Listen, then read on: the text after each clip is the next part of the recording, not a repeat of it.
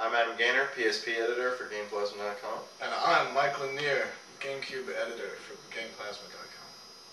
And you're watching GPTV? Holla. So Mike, what was the best thing you thought about E3? What did you like the best? I like the Zelda booth the best, because it was the most, I don't know, it was the liveliest thing there. And they had a whole bunch of demos, they had a whole bunch of holographic stuff, and, well, not holograms, but projected. And they also had these great animatronic things, like this wolf that hit me on the back of the head. It was really cool in the Zelda booth, and it was really well put together. They had a lot of neat stuff going on. The game was really solid. It was just the most professional booth for one game I saw at the whole show. Now, I didn't get a chance to play the game, but I know that you did. And what are your thoughts about the game? I saw the video game footage of it that we have on our site, but I never got a chance to play it. Tell me what you think compared to other Zelda games. Well, it seems to be running very much in the vein of Ocarina of Time, both in visual style and gameplay style. Horse riding is back. It's going to it's going to be much more prominent this time. They've added jousting. They've added horseback combat. Link can swim, go underwater. That's a big deal. Probably means we're going to have a water temple. Basically, right now, it's looking really, really solid. There are a few little graphical hitches, like when Link is strafing, his legs kind of slide instead of being tactile, but they've got time to work on it, so it's in a good place. So outside of the Nintendo and Zelda booth, what else did you see that you enjoyed? Let me see. We got a behind-the-scenes thing from Microsoft looking at a couple of their PC games, and the new Age of Empires looks really, really hot. Yeah, the new Age of Empires game does look really hot. I watched a tech demo of it that they had on display at the NVIDIA booth. They talked about how that they were using a real-time physics engine and everything for all the combat scenarios, including destruction of properties and everything. Where that when you send your troops to destroy a building, that it's no longer just going to be them hacking and slashing it and then catching on fire and crumbling down. You're actually going to be able to destroy different parts of the house or different parts of a barracks and everything. And that they use ragdoll physics with each one of the soldiers, and so they all die differently. Saw a couple things where they'd fire a cannonball through a group of soldiers and you'd see them tumble down a hill. Right. Cool stuff. Yeah, Age of Empires 3 looks pretty incredible. I can't wait for it to come out. Definitely a great real-time historical strategy game. How about you, man? What booth did you see impressed you? Or thing at E3? The number one thing I saw at E3 that impressed me was actually the Zelda stairs. I thought those were pretty cool. But outside of that, as far as games go, I can't wait to play Battlefield 2 from EA. I got a chance to play that on PS2. Of course, I'm going to buy it for Xbox. But you talk about just a fun online multiplayer game that's going to be great to play. I mean, it's got some of the best aspects of every game out there. Like, it's a very realistic game, but also, it rewards players with like a medal system and everything. It really makes the game a lot fun and challenging. And the fact that you can also teleport to being different soldiers and like teleport into a vehicle is really, really cool. That is a feature in some of the other Battlefield games, but it was done really well. And I mean, it looked really incredible. So you won't feel that as one player you need for your entire team to be doing just one job. Right. One guy goes down, you can go back in and follow through and do your own, make sure that your mission gets completed and everything. Also the different classes that they have where you could jump onto different vehicles and then actually transform those vehicles into either being a mobile medic station or mobile ammo dump. Makes it multiplayer aspects look really cool. Actually, I checked that out, and then right before that, game that really impressed me, Burnout 4, is looking really awesome. Now they've made it so that you can hit traffic that's going the same direction as you into other cars, and it's just really great to be racing someone, hit a little coupe into them, and it's like playing pinball with cars. And the game is looking really great, it's running great, it's already pretty solid. I don't think it's coming out to the end of the year, but it's already right up there. Yeah, they plan on dual releasing that with Burnout Legends for PSP. Which also is looking pretty good. Which is also looking pretty good. If you're a big fan of the Burnout series, I would strongly recommend buying it because it features cars from all of the Burnout games. 6 different cop cars, which people who play the Burnout games and like the police side of it only get choices of a couple of cars, but this is going to have 6 different ones. Custom tracks only for the PSP. And the fact that you're going to be able to go back and unlock different tracks and everything also makes it look really cool, and they're going to take advantage of the wireless multiplayer function of the PSP, and you're going to be able to play up to 8 players. So that looks really cool.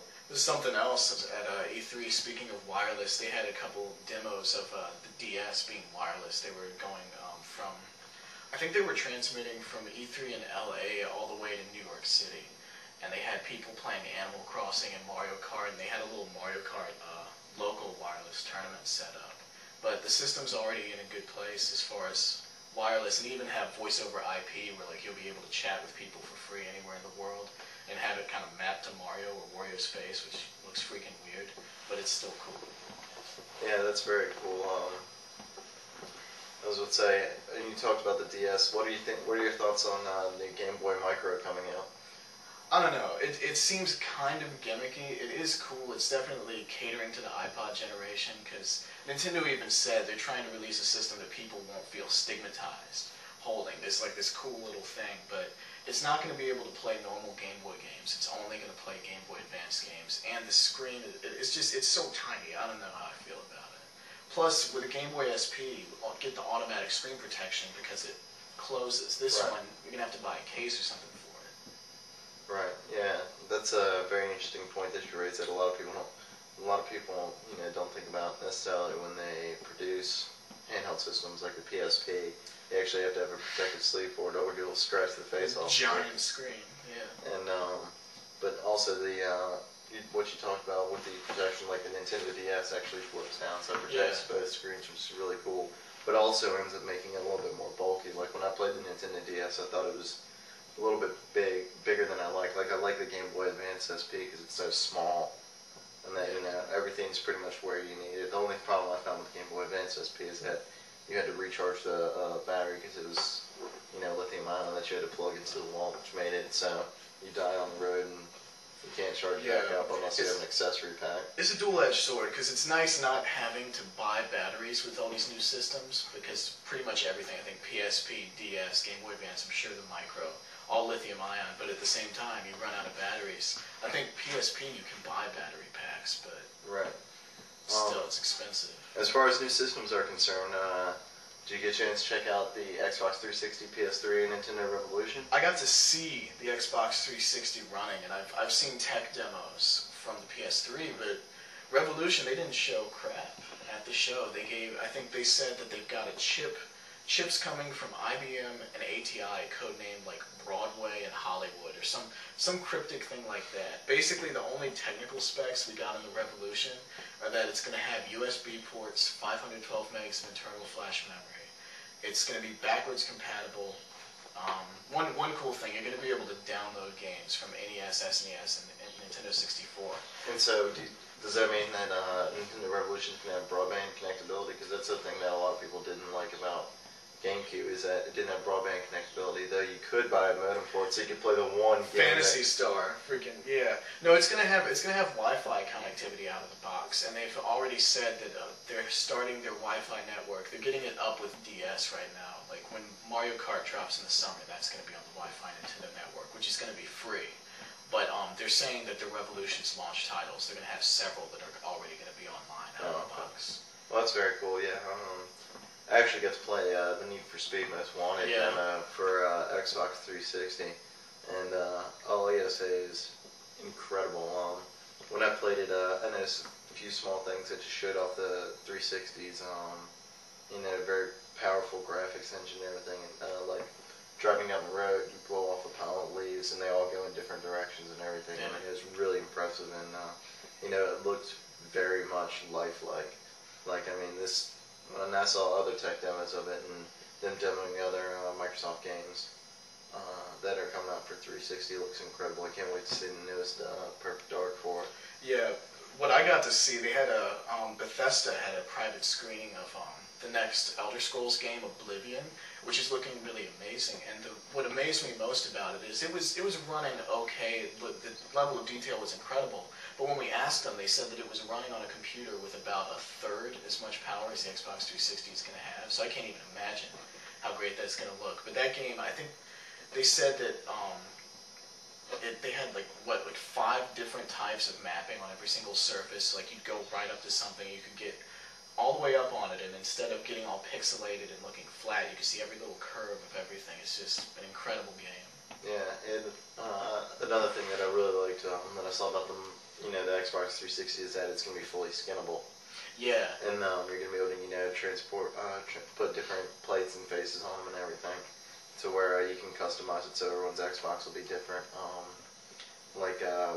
At the Microsoft booth, they actually had 6 different 360s sitting around in circles with just some of the skins that they're going to release for it, and they all look pretty cool.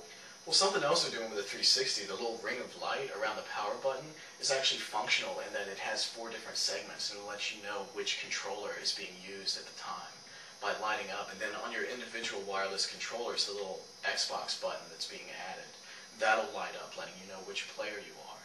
So that's some neat functionality they're adding. One thing that was kind of missing, though, was we saw Xbox 360 playable stuff, but we didn't have anything playable for Sony. We just got tech demos. Right. And moreover, they're not explicitly saying the stuff is running on the hardware, because I don't think the hardware is done yet. Right. Like, I don't know, did you get a chance to see the Killzone tech demo? Yeah, I saw the Killzone tech demo, and I mean, it looked pretty cool, but as you said, who knows how deeply done the PS3 is.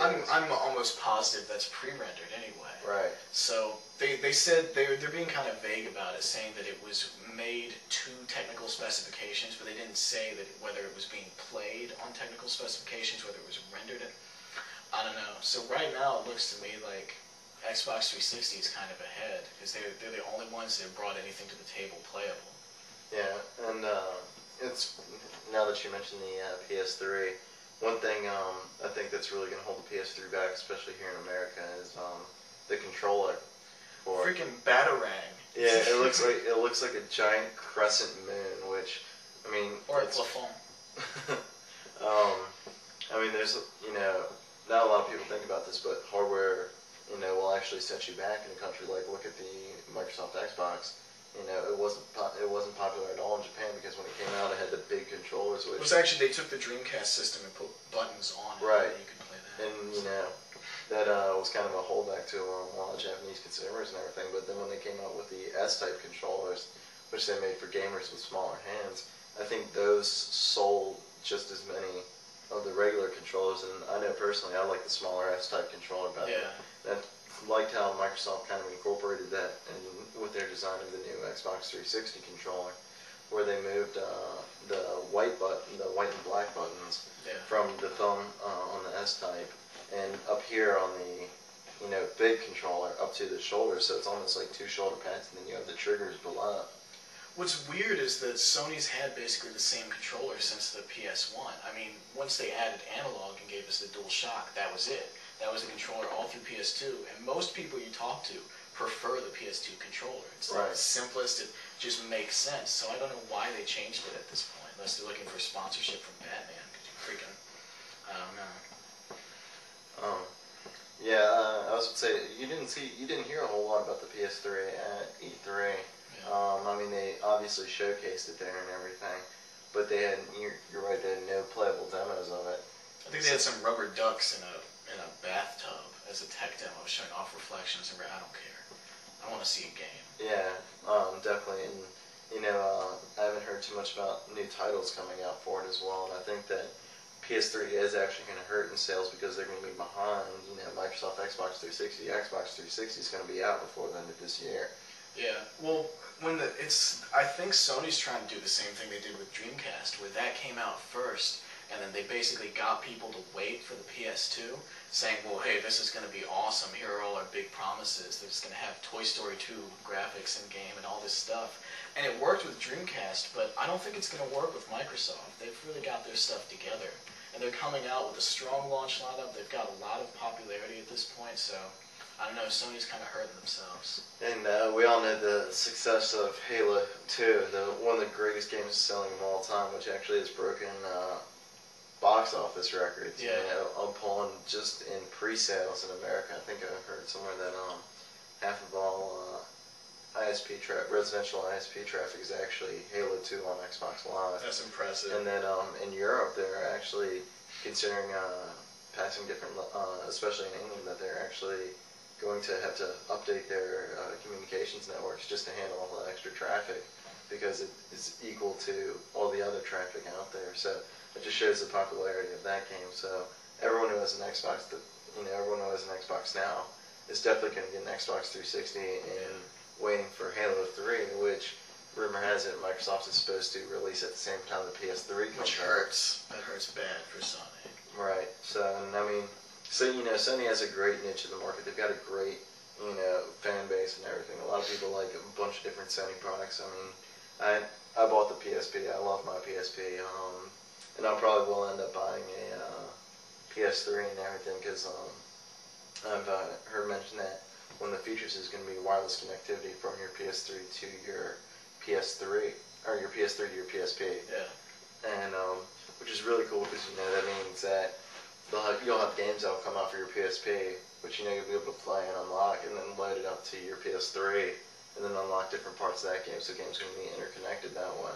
Which is funny because that's something Nintendo's been doing for a while with the Game Boy Advance, but they never quite got it off the ground, and I think Sony might be the company to push that technology. Yeah, I know that with the new SOCOM 3 game, they're also dual releasing a game on the PSP, which is SOCOM U.S. Navy SEALs Fireteam Bravo. And then in that game, you'll actually be able to go back and unlock different parts of different missions, load it into your PS2. SOCOM 3 is coming out for the PS2. Load it back into your PS2 and unlock different parts of the game there. As well as on the SOCOM U.S. Navy SEALs Fireteam Bravo, they plan on making it actually wireless multiplayer over the internet, which everyone who plays SOCOM games loves playing them all online and everything. It's a lot of fun to play a tactical, third-person shooter on your PS2, PS2 across the country. Definitely. But to where you can put it in the pocket, a lot of people are going to see that and consider buying a PSP, especially when they know that the price is going to drop. Well, and PSP's already come there. I think it's the first handheld to go online as far as between that and the DS, because Twisted Metal is already online. I was saying, I know that you can play Twisted Metal all online and everything, so. Yeah. I don't know, it's going to be a crazy couple of years watching these systems come out one after the other. I mean, I don't know, right now, Xbox 360, we're seeing the most because it's nearest completion. Who knows? The other two systems could wow us later on, but at this point, Sony's given us stats and tech demos, Nintendo's given us diddly squat, so we're going to have to wait and see. What do you think about Nintendo's future in America? Because it's obviously not as strong as it originally was. Like, Nintendo really made their niche in the American market by being the first, really affordable home system and everything that people love to play because they have great gameplay. But, now it's become a lot more niche. Like, you see a lot, like the GameCube. How much activity has there been within the past 6 months alone? I think they're only going to have a couple games coming out each month till the end of the system. They're, I don't know, they're catering a little too much to the fans and not enough to the rest of the public. And they're kind of screwing themselves because with the Nintendo 64, when Sony went to CD, they stuck with cartridges. When everyone went to DVD, they made their own proprietary little discs. With Revolution, they're going to be able to play DVDs and GameCube discs and Revolution discs, but it might be too little too late because they're going to be moving to DVD now. Sony's doing Blu-ray, and I think, what's Microsoft doing, HD DVD, something like that? So, I don't know, they're just staying behind, and also with the Revolution, they're refusing to go high def because they're saying that most people don't have high def TVs, which is true. I think it's like 16% in the US. But at the same time, you should give the option. Like, right now, they're releasing Legend of Zelda is going to be progressive scan. Both the Metroid games are progressive scan. Their games look great in progressive scan, but they're going to drop that functionality, which is going to hurt them as we move towards the HD era. Right, and it's funny because you mentioned that, the new Revolution is not HD, which on GameCube, some of the first-gen GameCubes that came out actually had to where you could set it up to be component video. Yeah, I have one of the early ones that does that. But no high-definition games came out for it. Well, no, they have high-def games. Which one? Like Legend of Zelda is coming out, but Metroid is high-def. Really? Yeah, they have high-def games. One of the funniest things and the strangest things to me was when they switched the GameCubes to not having component video output. They released, one of the first boxes they released it in was the special Metroid Prime box, and it came with Metroid Prime, the system, and a demo of Metroid Prime 2, and the games were HD compatible, but the system they were packaged with was not. So, I don't know, their strategy is just at this point. I have no idea what they're thinking. Yeah, I was about to say, as you know, I own a high-definition television, and we are moving to the high-definition era. High-definition TV sales are starting to go up a whole lot, and everything is, this is becoming the new standard, and actually federal regulation is pushing towards high definition. I think 2008 is the official cutoff when people are going to have to buy HD to analog converter boxes if they don't get new TVs. Right, and so I mean, you're right. It is very important that Nintendo keeps up with the beat of the market and everything, and sticks there high def, and it starts getting into high definition, which I'd like to see more high definition games coming out. Yeah. Overall, I mean, like on the Xbox there. I don't know of that many high-definition games. I know that Enter the Matrix was 1080i, but a lot of them in the playback on the Microsoft Xbox only plays up to 720 P. Yeah, 720p, and a lot of the games that come out for it are only at 480p. Right. But I mean, especially with the Xbox 360, where it's going to be so much more of a major multimedia center. I mean, like they plan on having your Xbox 360 look just like, almost like your home computer with a star bar that sits off to the side, but you can be able to channel in your your TV through your Xbox 360 to where you can pull off to the side and quickly play a game, load up and play a game. And on our website we also feature a preview of the new Xbox Live 2, which Xbox plans on having their new live system be free on weekends. But you actually have to pay, you can subscribe to different things for, different media content as well. Like they say, you're going to be able to download music videos, download different videos, be able to port your music onto your Xbox 360, which you can already do on your Xbox. Right. But it's going to incorporate so much more of everything as a multimedia center, which is really smart for people who, are media, junkies pretty much. They watch they watch a lot of TV. Watch different movies, listen to a lot of different music and everything, and this is going to be really good because they're going to be able to get all of that in one place. Well, it's Microsoft's strategy. I mean, people hate them for it, but they're really good at creating monopolies on things. Everyone uses Windows that uses a PC practically. Now they're going to make it so the one device to have in your living room is going to be this. Why buy a separate HD DVD player and something to stream your music from your computer when you can get it all in one box? It's a very smart move on their part. Right. Well, coming out of E3, we're going to be moving into a new phase with GamePlasma. We're looking towards the future, releasing GamePlasma 2.0, which of course we're very excited about. We're going to have a lot of neat new features. If you want to say anything about that. GP 2.0, from what I've seen, looks incredible. Each different aspect of GP right now is going to be updated with its own skin and its own console, and per console and everything. We're going to have a separate section for PSP, Nintendo, Xbox, and everything, and Sony.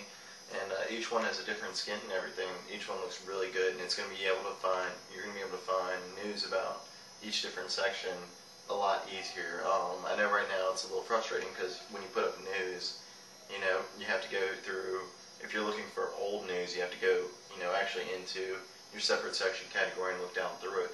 But on the new, you're going to have all your Xbox news, all your Nintendo news under each different section and everything. I know that we're all going to have all our editors and all of our, I'm not sure if our writers will have it, but I know our editors will have different profiles set up and everything, so you can actually see, who's writing these reviews and all these kind of games that they like. And which also another good feature on the user side of GP 2.0 is you're going to be able to add games to your wish list.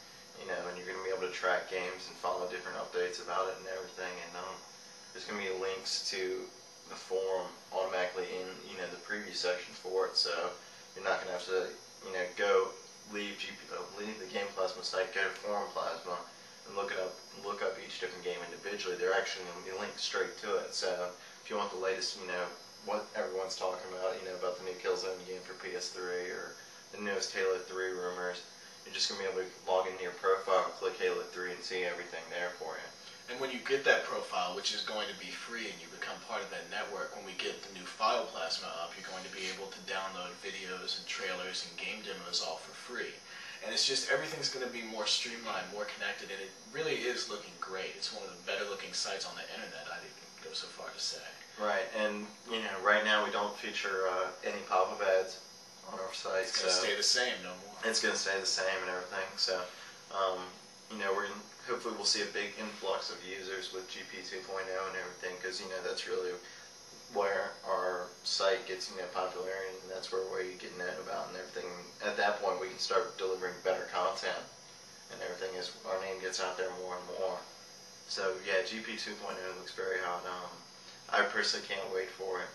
I know that it's going to be a great, for everyone, it's going to be a lot better. We're going to be able to get more information out, have featured daily articles and everything on different aspects, as well as users are going to find the site a lot more friendly to use. We're going to have a lot of different ways to access the game index and everything. You're going to be able to look up your games totally differently. So. Okay, something else we're really excited about is that once GamePlasma 2.0 launches, for the first month we're going to be having daily contests. You'll be able to register, enter these as many times as you want to increase your chances of winning. You're going to be looking at free video games, t-shirts, hats, DVDs related to video games, action figures with video game characters, and free hardware. After that first month, we're still going to have contests back down to maybe once a week. So it's going to be a really exciting time. You're going to want to get on the site, get a profile set up, and get into those contests. We really look forward to, as we are here for the gaming community. This is out there so you guys can get the latest information about games, and that's what you come to our site for. So we want to deliver the best content to our users. If we have a big user base and a new advanced features in GP 2.0 are going to let us put up a lot of news that are going to be we think our users are going to find extremely friendly and everything. So you're really going to see a lot of more mature site and a lot better site at delivering news and everything. So, but with our E3 2005 wrap up and our discussion of GP 2.0, we really look forward to being able to deliver y'all more live shows about different games that we like to play and different games that we think and what we think is going to be happening in the gaming community. GP 2.0 is just a big step, but after that we're going to keep getting better, keep improving, and keep delivering you more content with no pop-up ads and no subscription fees. So keep it locked on GamePlasma. Thanks for watching GPTV. Peace.